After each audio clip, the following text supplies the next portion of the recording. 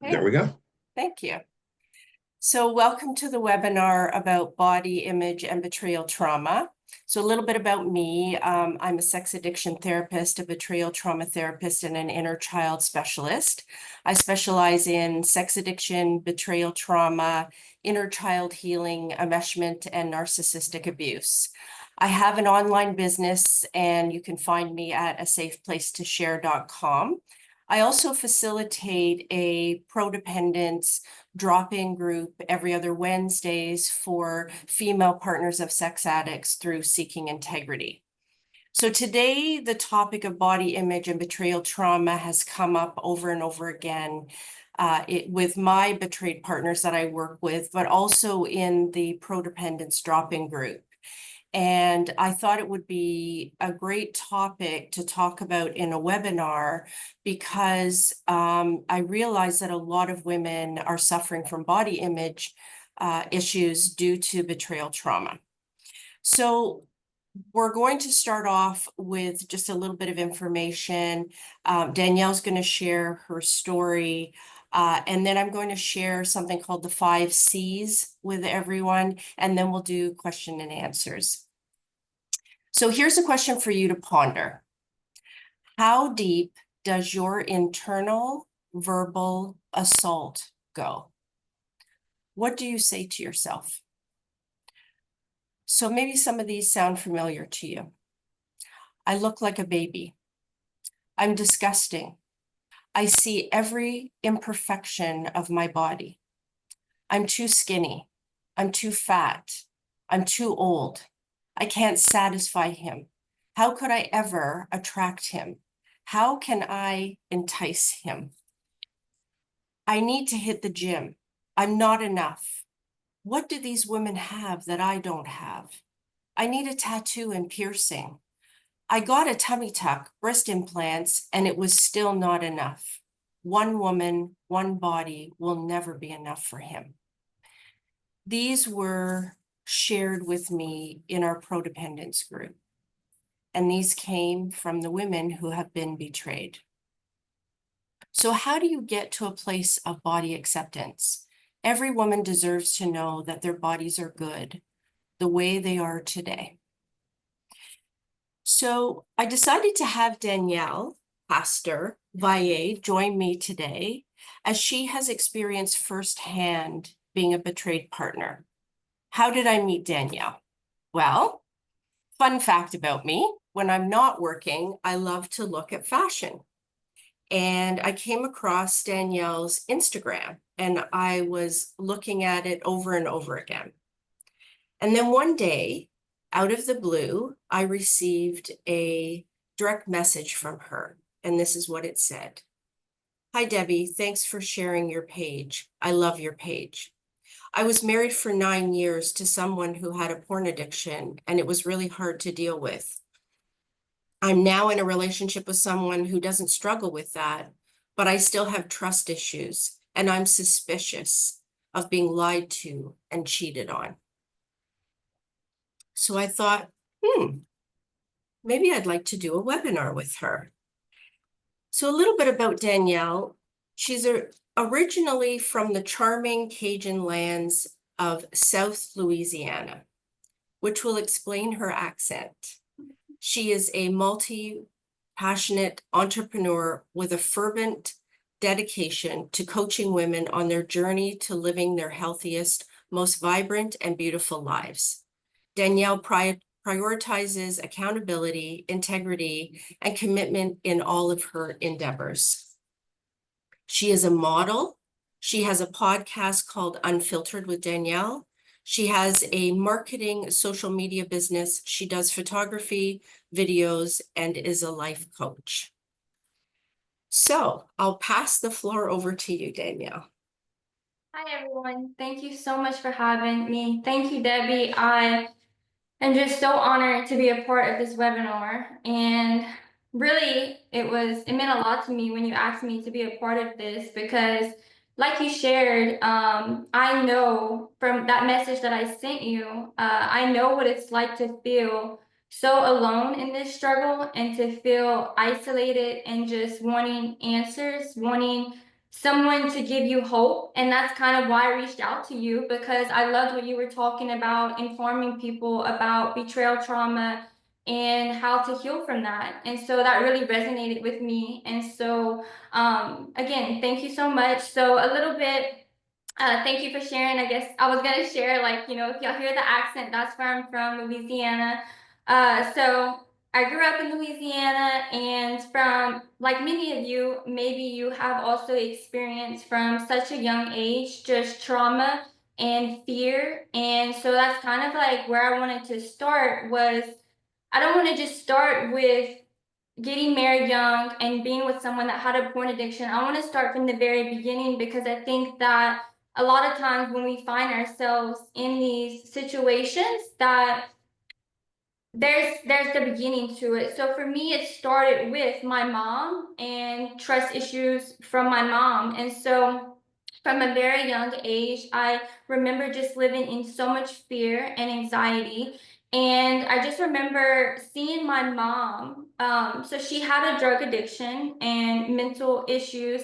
But now I would even say she had a sex addiction, because I just remember when my dad would leave for work, she would bring me and my sister with her to other men's houses. And that was so confusing for a little girl, because I was like, who are these men? Why are we here? So I just remember from the very beginning having just like, you can't trust people. You just, this trust issues just started to arise in me. And I not only did I not have a good foundation for trust, but I also felt abandoned, and I felt just unworthy, and I felt like my mom was choosing these addictions over me. And so I never really dealt with that trauma. I had a lot of anger issues. My dad didn't really know what was going on with me.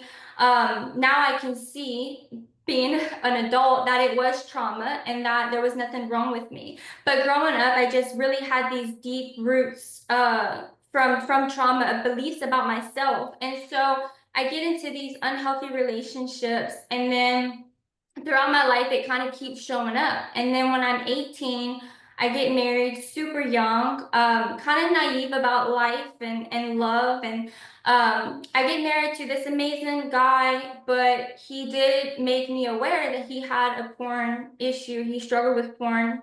And I guess like just being a little naive of what porn addiction was, and also just it was so normalized in culture, and I didn't really know the effects it could have on a relationship.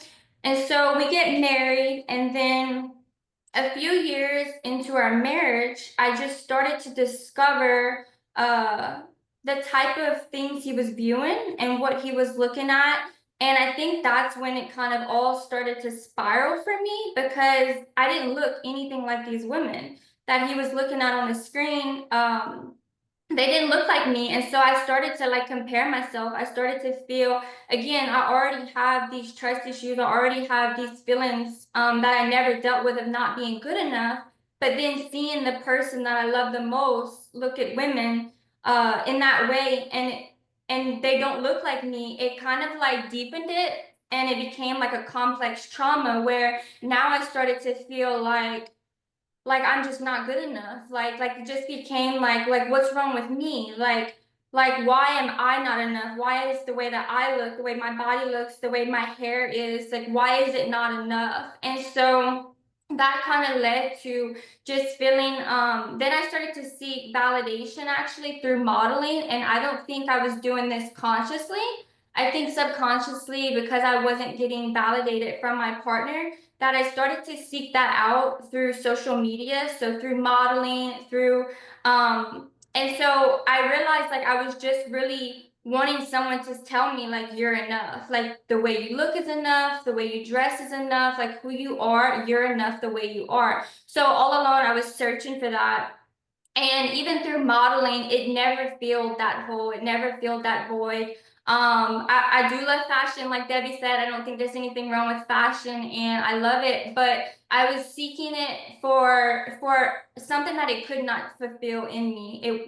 It just wasn't enough. No matter how much people said, "Oh, Danielle, you're beautiful," or like you look great in this. It just wasn't enough. And so after like just so many times seeking so much help. I tried to reach out to pastors, I tried to reach out to different counselors, and then at one point I finally reached out to someone that was specialized in sex addiction, and I went to therapy hoping to fix my ex-husband and hoping to heal and change him. And then I just realized when I went to therapy that I had lost myself in this journey of trying to fix and heal him and focus on him and his addiction. And I had not dealt with my trauma and the feelings I had about myself and just my body image. So it kind of led me to the journey of realizing how unhealthy that dynamic had become in our relationship. And I did want to say that I tried so many things to change him. I tried manipulation, as in I would threaten to leave him if he didn't change, if he didn't stop looking at porn, and it wasn't enough. And what I really want to highlight is that you cannot change a person, you can't control a person or manipulate a person to change. And I think that I had to come to this like aha moment of a person has to really want it for themselves. And so I know that I wanted freedom. And so I just came to a place of realizing that I could no longer be in this unhealthy dynamic. And we ended up getting divorced. We decided to separate. And so after we separated, I kind of thought like, okay, well, that's it. All those problems of body image and insecurities, they're gone because I got rid of my problem. So I was a little naive in that, but so I now being married, I got remarried, and so now I've been remarried for 2 years, and I just really want to talk about how the lingering effects of that betrayal trauma actually came into my new marriage. Like Debbie said, like my husband now, he doesn't have a porn addiction, but because I didn't deal with that trauma and those feelings of insecurity, that it led in this marriage, I had just so much suspicions. I would just get triggered by what may seem like such small things, like going to the gym or going to the beach. It would trigger me, especially when I would see girls that reminded me of the type of women my ex would look at. It would trigger me, and I just like remember feeling just so hopeless and really crying out to God for help, like please help me like overcome this trauma and find healing. And so through this journey, I learned a lot of just that I can see now in hindsight that my ex's porn addiction was nothing to do with me, and it wasn't about how I looked, it wasn't about how my body looked, but that it was his own trauma. And I learned that I took it personal, and so I really feel like now I'm able to separate that from someone's addiction not defining who I am as a person and my identity and my value, and to find my true value in who God says I am. But it has been a journey, and I'm still on that journey, and I still get triggered. And I think that that's the thing I want to highlight, is that healing from betrayal trauma is a journey, and it's not about perfection, it's about making progress. And the only way to make progress is to be compassionate with yourself, because I feel like whenever you do get triggered, it then creates a lot of shame, and you start to feel guilty for maybe getting triggered, but realizing that the trauma that you experienced is real and that it does take time to heal it. And the only way to heal it is through being compassionate with yourself, and also remembering that it's not personal, that it's nothing to do with your value and worth as a person, that someone's unhealthy actions don't define who you are as a person. So that's kind of like what I really remembered and what I went through. And then I guess like what I really just want to say is that healing is possible. And I think that as you become more aware of your triggers, you're able to set healthier boundaries. And then also you're able to recognize when those triggers are coming, and the lie that you're not enough or you want to compare yourself to other women, remembering that you are enough the way you are, and that you don't have to look a certain way to be enough. Because I have many friends I think it's awesome that Debbie wanted to bring me on here, and she highlighted like, oh, this model, and like people would even tell my ex-partner, like, I don't understand why you have this addiction, like look at your wife. But that's what I want to also say is I also have friends that are so stunning and they look like models, and it has also happened to them. So it's not about how you look. It's about their trauma and them acting out on that, and just to not take that personal. And I know that's easier said than done, because when I was in it, it was hard for me to differentiate it and not take it personal. But now looking back, that's something that I would say to any woman who feels just stuck and is hurting and doesn't feel like there's any hope, to know that there's nothing wrong with you and that you're enough the way you are, and that there is hope and healing, and everyone's journey to that is different. And I just hope me sharing my story and how I'm finding healing inspires you as well. So thank you for listening. Thanks, Danielle, for sharing that. Scott, are you there? Yeah, I'm here. I wanted to focus on you and Danielle. That's great. No, thank you. Scott, do you have a couple of pictures that you could share from Danielle's Instagram by any chance? I do. Okay. So So these are some of the pictures that sort of drew me to her site. Great. You want me to stop share or want to go back through those? Yeah, no, that's great. Thank you. That's So great. just a second. You know, if I was a woman, I would want this dress. I'm just saying. Yes. So. That's right. Yes, exactly. Very elegant. Yeah. So, you know, for those of you who are interested in seeing more of her profile, she's on Instagram at Danielle Pastor Valle. So I just want to share with you before we go to the questions and answers, something called the 5 C's. And Danielle had talked about compassion. So these 5 C's actually come from somebody by the name of Jen Howie. And Jen is a coach and works with women on betrayal trauma. And you can find her at healingwiththehowies.com. So that's healingwiththehowies, HOWIES.com.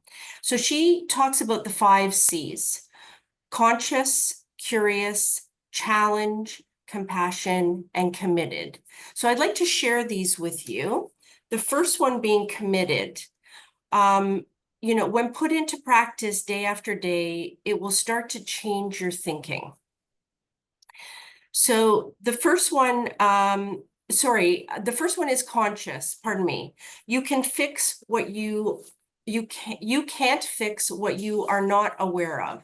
So it's important to be aware of your critical spirit towards your body. What is the narrative that you are telling yourself? The second one is to be curious. Be curious as to why you feel the way you do. If you are being critical of yourself, you may want to ask yourself, of what benefit is this bringing to you? Example, it could give you a false understanding of why things are happening. But this narrative makes sense so that you are going to buy into it. Example, this is why he left. It is a perceived benefit. The third one is challenge. Challenge your narrative and ask yourself, is this really helping me? Is criticizing what you ate or how you look really helping you in the moment? Challenge your thinking and the words that you keep replaying in your mind, and how beneficial is that? The fourth one is compassion. Compassion is a value that we can extend to others, but more importantly to ourselves, especially during the journey of healing from betrayal. And so do you find that you give more compassion to others than to yourself, and you speak kinder to others than to yourself? And the last one is committed. Being committed to cultivate resilience, and embrace your body's uniqueness, adopting methodologies. So what are these methodologies? Well, treat yourself like you would treat a friend. Often the things we say to ourselves, we would never say to a friend. Identify the thoughts about your body and then challenge them. Are these thoughts based on reality or based on the distorted thoughts about yourself? Limit your comparisons in person and on social media. So are you comparing yourself to other women? And I know, Danielle, you brought that up, that you were doing that a lot. Remembering that often on social media, people are edited. Focus on what your body can do, its strength, functionality. If you have given birth, the amazing ability to create, birth, and feed a human being. Positive affirmations, it helps to counteract that negative self-talk. Repeat statements that boost your body positivity. Example, this is a body that loves going out in nature. This is a body that laughs with friends. This is a body that has birthed children. Say these positive affirmations every day, slow and steady. You no longer have to feel disempowered. You no longer have to feel small, invisible, or lesser than. So let's go to the question, Scott. Sure. Thank you. Okay. I love this first one. Interestingly, even the shares of Danielle's images are triggering me here. Also, Scott's reactions are triggering. I apologize for that. I didn't mean to, but I get it. What are ways that even in these safe settings, I can work on calming my triggers? This is a beautiful, smart woman, and in no way should she feel from other women's triggers. And I want to remain a woman who empowers and supports other women, no matter how they present themselves to others. Is that a question for me? I think that's a question for both of you. Yeah, yeah. Yeah. I mean, I completely get it because I go to the gym a lot with my husband and I see beautiful women there, and maybe they're not dressed in what I think they should be dressed in, but I've had to realize like you can't control other people and I have to not be judgmental of people. And so I just like, for me, I personally ask God for strength to love them, to see them through his eyes, to just to also though like know like certain boundaries. Like for example, when we were at the gym one time and there was an incident, I removed myself from that room. So I think it's okay to have certain boundaries. But I guess going back to what you're saying, like in a safe environment like this, I think just recognizing the lie that you're believing and replacing it with like the truth. Like if you're feeling just like inadequate or not enough, just replacing it with like, you know, like the truth is that you are enough and that your value isn't based on how you look or how your body looks. And I know that's easier said than done, but the thing is like over time as we age, like our body's going to change. It's not always going to be the same, and so we can't base our identity or our whole worth on something that is subject to change, because then we won't be we'll be all over the place, you know, we won't be stable. And so that's just like been my personal experience. Maybe Debbie has more ways to calm your nervous system. Well, you know, I shared these 5 C's because this kind of journey is not going to happen overnight. And so to be able to work on it in the moment, but also when you're not triggered or when you're not having the negative verbiage going on in your, you know, in your brain, that maybe you just can go through these 5 C's and talk to yourself. And in time, like Danielle says, you know, change happens. So yeah. Yeah. Thanks, Scott. The next question here is, can you post the 5 C's in the chat? I don't know if you have time to do that right now, but if you could email them to me after the webinar, Debbie, I will post them with this video on our YouTube channel and on our website so that everybody can have those Okay, for sure. that would be great. Thank you. I'll do that. Okay. You talked about how external validation or other people telling you are beautiful didn't help you to believe that. I completely understand that. How did you work to internalize your own view of yourself as beautiful, which you totally are, by the way? That's not me, that's in the question. Thank you for being here and sharing so openly. Yeah, so it's interesting because like even so, like I said, people on social media were telling me that, but even like my ex-husband would tell me that. Like he would tell me like that I'm beautiful even without makeup. Like he was a good guy. Like he would tell me these loving things, but because of his addiction, I didn't want to believe it.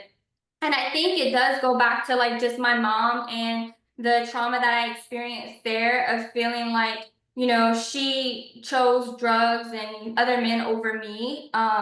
Because like I said, I was separated from my mom when I was 2, and my dad raised us, me and my sister. But I think it goes to, so what really helped me to focus more on believing that is like, okay, I'm having all these people tell me this, so obviously something is going on in my mind and in my body, like that's not lining up. Like I don't think all these people would be lying to me.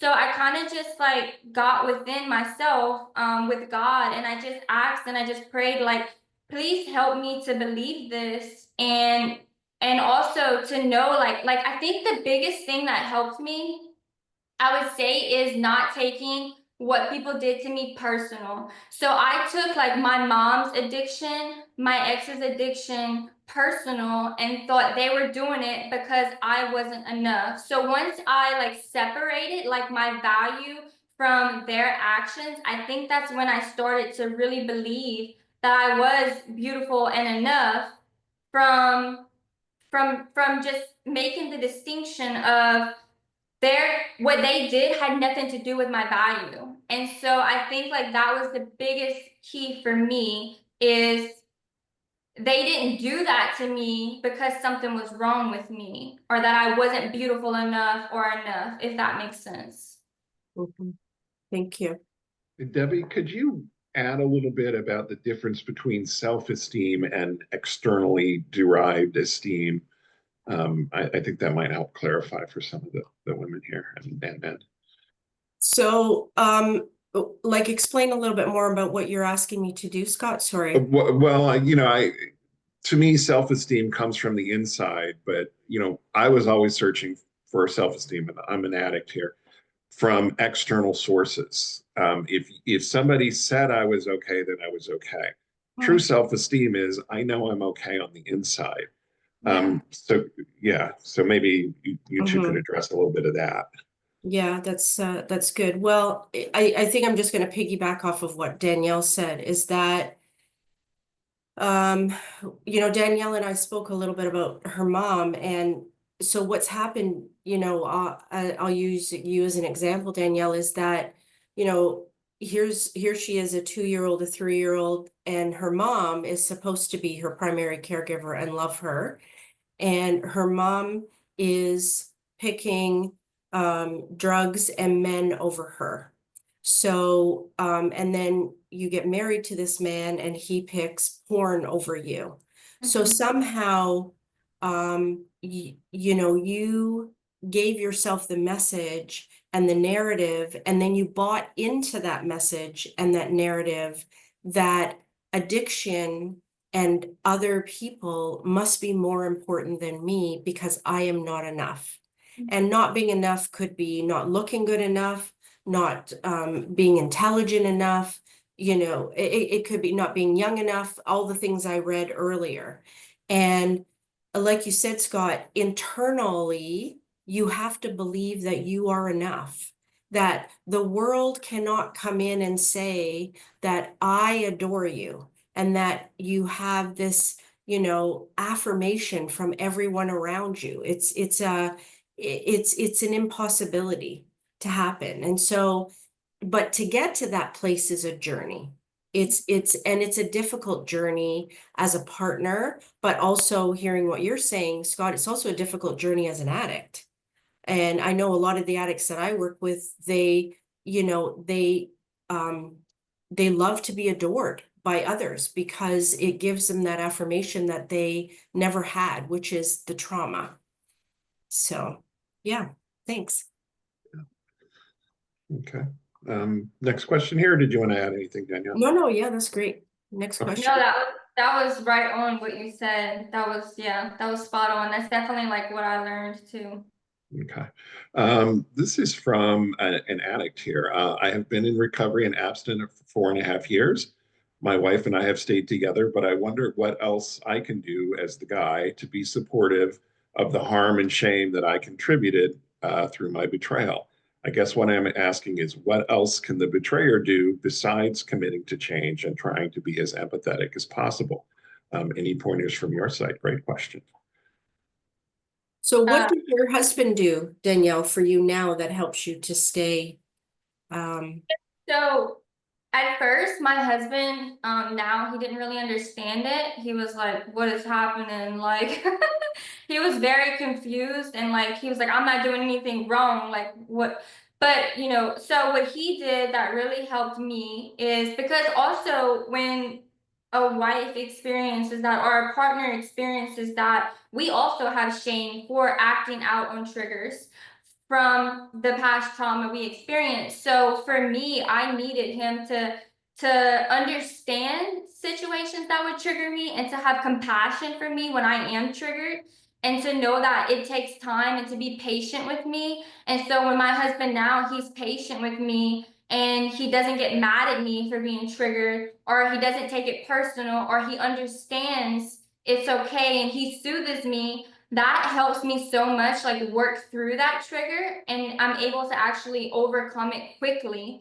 And then something else I would say that he does is he affirms me. So he'll just be like, "I love you, I'm with you, you're the girl that I married, you're the girl that I chose, I don't want another girl, like you're the one that I chose to be with and I have eyes for you." So that just affirmation of like, I'm just reminding me like he's with me, you know.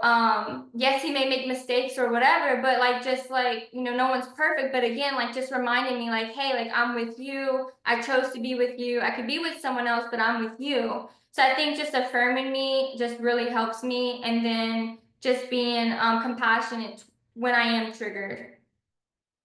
mhm. And I'm going to add to that. And thanks for asking this question, Toby, because this is a great question. I'm going to add to that, that as the addict, being consistent with your partner and not having any surprises, always being, you know, transparent, rigorously honest at all times, so that it creates that safety, so that the partner can then feel as though they've got some stable ground to walk on, and then they can also let their guard down to move towards you as well. So, Yeah. thanks, Daniel. How would you suggest someone develop those about one's character, since often our spouses develop positive attributes about our character, since our spouses also often diminish our character. So in addition to body image or body shame, we can have character shame after we've been betrayed. So how do you develop positive thoughts there? Hmm. Is she saying like because of things that they would do after? Is that what y'all are understanding? Like about, or is the partner being critical to her? It sounds like the betrayer has been critical of the betrayed partner's character as well as physical attributes. Interesting. I would say that that is something that I realized about porn addiction specifically. That it's not just about, you know, someone looking at porn, but it does actually make the person, the addict, more critical of their partner and pointing out things. And I think that that comes from their own sense of shame. Maybe that's why they do it. I don't really know, like the whole reason behind that, but I did experience that as well, and I know what that feels like. I think for me it was just going back to like, yes, like again, I think it just goes back to having compassion toward yourself and just knowing like even for me when I was in that, I actually would act out in anger and lash out at my partner, and I deeply regretted that after, because no matter what someone does to you, like two wrongs don't make a right. So I had a lot of that character like shame, I would say. And so just being compassionate toward myself and saying like, you know, I was hurt and I was acting out from hurt. So just having that compassion toward myself. And I think again, finding your worth and your validation, like not in a partner, would be important, because I think like even me, I had the thought of like, well, if I get another partner, then like I'll be free from all the insecurities and like I'll finally have like a sense of like value. But that wasn't the case, because a person can't truly value us. Again, we have to find that from within, if that makes sense. The next one here, how do you change the negative self-talk, specifically about being overweight? I berate myself dozens of times every day.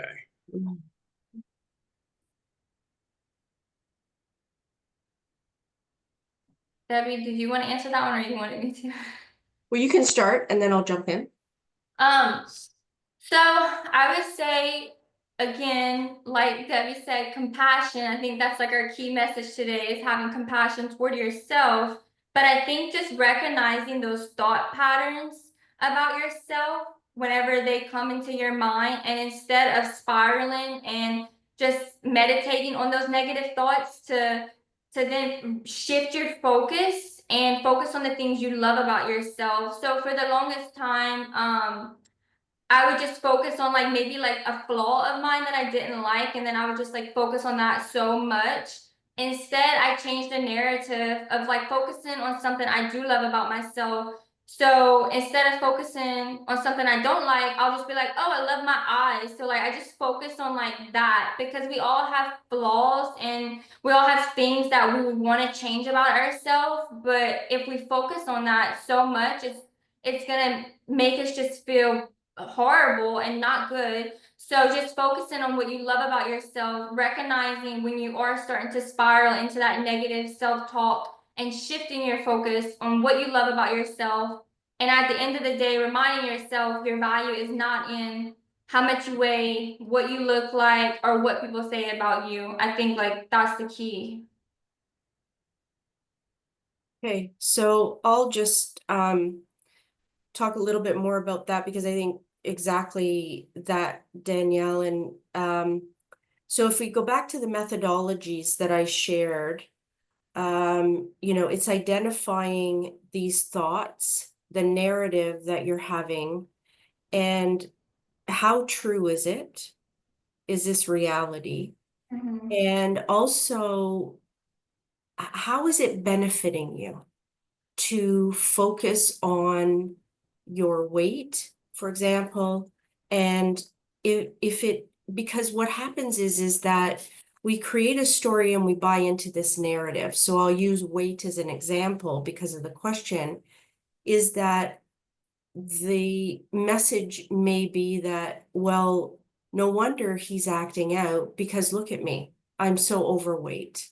So that becomes the truth of why this is happening.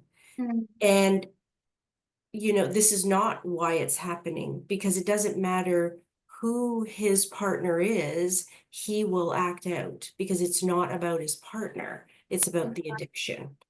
So it's when you are standing there focusing on your weight, is to shift that narrative to, like what I said about positive affirmations, and what is it amazing about your body? What has your body done? What can your body do? And start focusing on these positive affirmations. Yeah, Debbie, when you said this body loves to go outdoors, I was like, yes, I'm using that one. Um, it was great. Okay, my husband looked at all types of women, model types, regular women, older women, bigger women, etc. No type was off limits. I find that I now struggle to not sexualize other women and view them as a threat. How can I stop sexualizing and viewing other women as threats? Good question. I would say, I also struggled with that. I noticed like that I would start to sexualize women or view them as threats, certain type of women. In your case, I understand what you're saying. It was all different types, but so I would just say that it's viewing women as not their body and their image, but viewing them as the spirit and soul that they are. And I even noticed, like, this is just an example, the gym was very triggering for me in particular. So one day I was in the gym and I was in the bathroom and this girl like just smiled at me and she was just so nice. And she was like, hi. And I was like, and it kind of just like, and like that would be a girl I would normally maybe sexualize or get triggered by. But instead, like I was just like moved by like I felt like it was like God sending me a sign to show me like that they're a person and they have a spirit and a soul and like not to just focus on what they look like. And that really actually helped me, like instead of just focusing on what people look like, focusing on like something positive about their character and like who they are as a person and maybe even smiling at them and being nice to them because no matter how someone looks on the outside, you don't know what they're dealing with. They could be having insecurities about you, like you never know. And so just being that person that smiles, and just seeing them for who they are and not what they look like, if that makes sense. Yeah. You know, I always tell the men that I work with because they want to know how can I stop objectifying people. I'm like, okay, you have to turn them into a person. You have to Yeah, humanize them. See beyond the surface. There, this is not an object. This is a human being. yeah. So Yeah, yeah. And there's a big difference between noticing and objectifying. Mhm. And I think that female betrayed partners can objectify other women and like addicts do because of their trauma and their pain. And it's making them human. And like you said, Danielle, everybody has a story. And so when I got that direct message from you, you can imagine it was like, oh, wow, she's a betrayed partner. Because all I looked at was, your beautiful pictures and, your type of fashion. And so like that's a great example of you just never know people's story. Yeah. And some women are, really struggling, but they, when we objectify them into body parts, it's not a way of showing compassion to other women out there. So, yeah. okay. Next one here. What can we say when our addict ex-partner tells friends and family that their addiction was our fault because of our body? It's a great question. Uh, Yeah. yeah. What was the beginning of it? What can you say to them? Yeah, I mean, what can we, when somebody tells us, like if I'm your friend and I say, Danielle, your partner said you didn't have a good enough body, that's why he acted out sexually. How do you respond to that? I mean, like I think what we've been saying, I would personally respond to it that I am not in control of anyone's actions. And if someone chooses to make an unhealthy decision to be engaged in something like porn addiction, then that has nothing to do with me, that I'm not forcing them to do it. Like I'm not controlling them. And everyone's responsible for their own choices at the end of the day. I think that's what I would tell them. Debbie, what do you think? Well, I read this and I think, I question the sobriety of this addict. If this is what they're saying, that they're still believing that their addiction is because of their partner's body, then I think, the biggest thing here is that we're talking about an active addict. What do you think, Scott? 100%. This is 100% an active addict in denial. I would love to get this guy in one of my work groups and whip him into shape because uh, I mean, you heard me growl as I read the question. It's like, this pisses me off. This, I would um, say definitely in denial. Definitely what you said, denial. I think sometimes like the addicts, they want someone to blame. Like I Mhm. had my ex-partner sometimes, he would tell me he didn't want to do it and that he wanted to overcome it, but then he would also say, oh, well, you're not having enough sex with me. So it's Right. like, it was also like, yeah, I know I'm struggling with this, but I feel shame and guilt, so let me blame you. And it's Yeah. never the partner's problem. That is 100% correct. Addicts, we don't want to feel our own shame, so we'll throw it on to you. And it's a horrible, abusive thing to do. Mhm, So mhm. my issue is I cover my body. I wear bigger, baggy clothes out in public because I get triggered by men looking at me now that I understand what objectifying is post betrayal. I'm not so much triggered by other women. Is this common? Hmm. That's actually very interesting that you say that because I even feel that, and maybe Debbie will have more information on this, but I actually even feel that way when I go to the gym. I'm like, kind of like when men look at me at the gym, I'm kind of like, why are they looking at me? And I start to feel like weird about it. But then again, I'm like, I've been in like baggy t-shirts and I feel like guys look at me. So like, I'm just like, I don't know. I think it maybe is common, and maybe Debbie has more information on that. Well, you know, lots of things are normalized right now. And I think, being objectified as a female can happen anywhere. And it's unfortunate that I think females in general, who experience this and have this kind of trauma, may feel that they have to cover up so Mhm. that they are not objectified by somebody.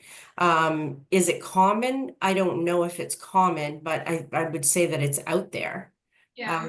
Yeah, absolutely. Yeah. Um, Next one here.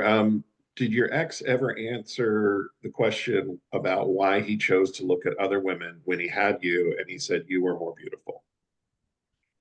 Yeah, so he would tell me, it was interesting because he would give me a few different answers.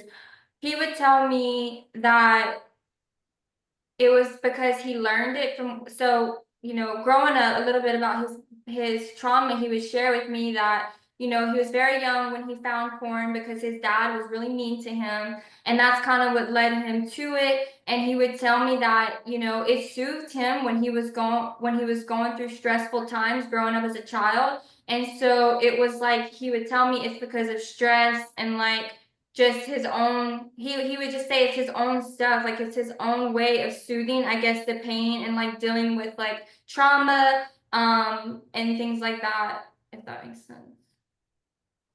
Yeah, I will add as an addict that that's actually an honest answer. Um, Sex addiction is not about sex. Pornography is not about porn. These are about self-soothing. Alcoholics don't drink because they like the taste of scotch. They drink because they want to get out of their head. And sex addicts and porn addicts are the same way. It's it it's not a judgment. It's not a referendum on the betrayed partner. But of course, betrayed partners often feel that it is. And why would you not? Debbie, did you have any thoughts on that? Or No, I think that's exactly what I was thinking, the same thing. yeah, I mean, it's a disease of escape, right? yeah, And it is absolutely not about the alcohol, you know, the right. porn, the drugs. Yeah, 100%. Yeah. Mm. I'm struggling with body image issues after extreme weight loss. I have problems with my reflection, pictures, dressing, and showering. I don't think my partner will ever appreciate my body as it is, especially if I can't, which is so hard with not only all the betrayal trauma and symptoms, but how do I look so aged and flat now from head to toe? And I'm only in my 30s. His type was young adults, always thin and with fuller feminine body features. I feel that it will be impossible for him to find me visually appealing ever again. I'm not getting any younger. It is important for me that my partner is visually attracted to me just as I am to him, without aesthetics, clothes, makeup, etc. Um, any advice? What was the main question? I'm sorry, I kind of got. The question is, and she's lost a bunch of weight. Okay. She's feeling unattractive, and she's worried that her partner is not visually attracted to her. as she currently is. Is there any advice?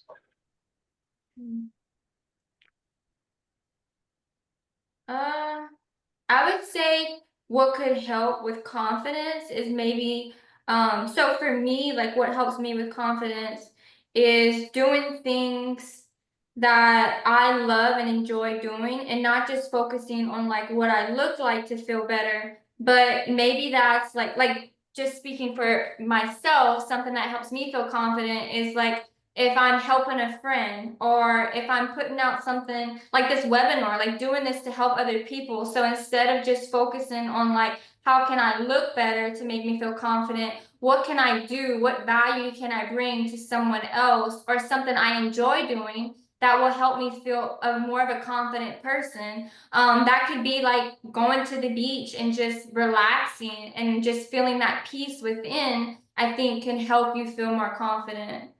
That would be like things I would say you can do that aren't physical. Um, and like just with your body, I think you can just do the best that you can.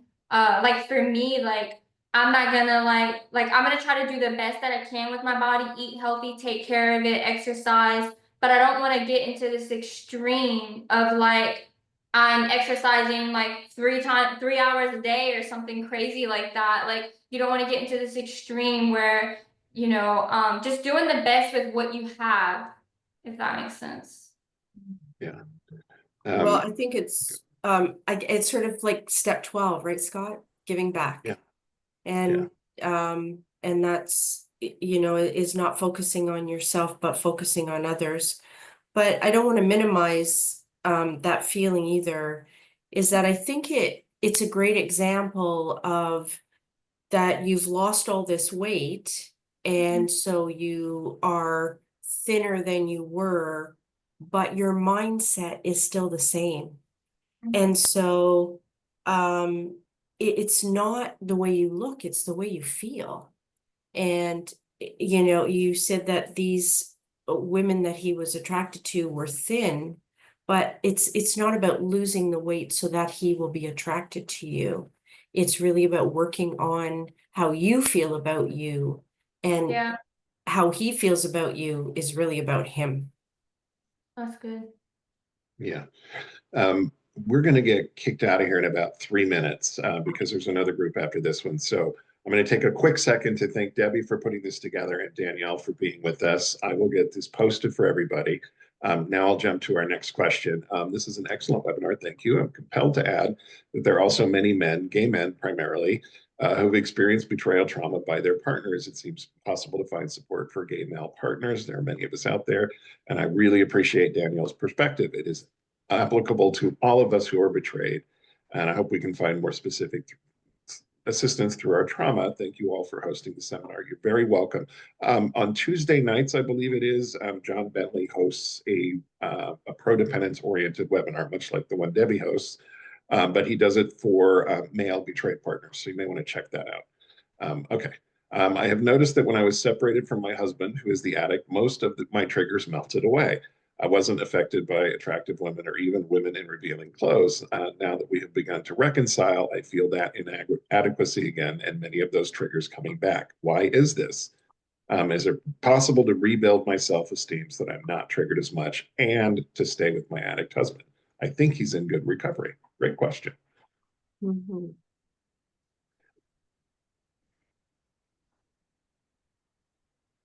It's an interesting question. I think maybe it goes to something that's just coming to my mind is maybe you haven't really worked through forgiving him. Like if you're gonna choose to stay with him, I think it's like a process of like working through forgiveness and like rebuilding trust. And I think as you forgive and you work towards reconciliation, because it sounds like that's what you want to do, if you're choosing to do that, forgiving him, working on that trust, and I think like hopefully him showing you, like we were saying earlier, what are some ways that he can help you work through that trauma by affirming you, and different things like that that can help rebuild that trust, if that makes sense. I'll just say one thing, because I know we have to probably go in a second here. I think what stands out to me is what you said here. I think he is in good recovery. So I think what I would say is to be firm that he is in good recovery and that he is giving you what you need to feel safe. And if he isn't, to be able to relay that to him what you need, because that may then bring down those triggers for you. Let's keep going until we get booted. Okay. Did you ever want to make major changes to your body, surgery, etc.? Do you recommend against doing that for a while?